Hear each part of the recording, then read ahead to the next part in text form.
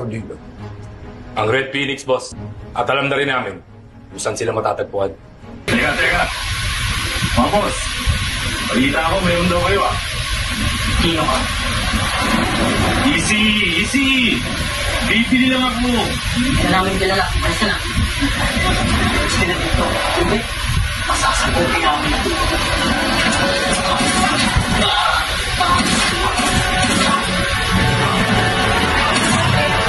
Huwag yung tutuluyan.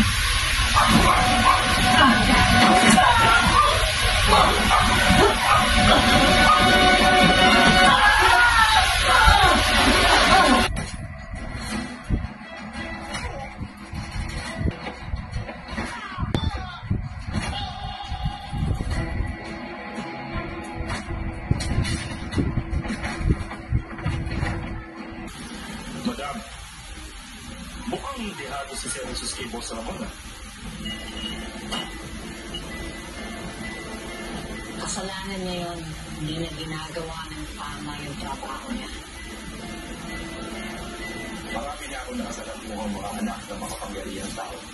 Madalas, nabubulag sila sa dami ng pera ng kanilang mga pamilya. At kaya rin ang kadalasan mapapagkaksan. Akin si Ninong! Hindi! Uy! Ano yan? Uy! Kailan masaya? Sali ako dyan! Oo! Sadali daw siya. Sali ka na sali. Hindi mo naman alam kung anong pinag-uusapan.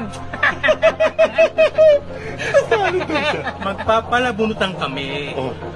Kung sino mananalo, siyang titira. Hindi mo umpisa na yan. Okay. Uy!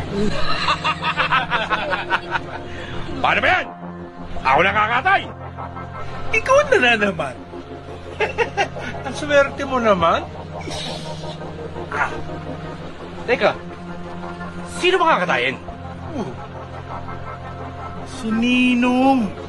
Kaya mo ba? Kaya mo? Ha? Kaya mo? Si Ninong lang pala eh.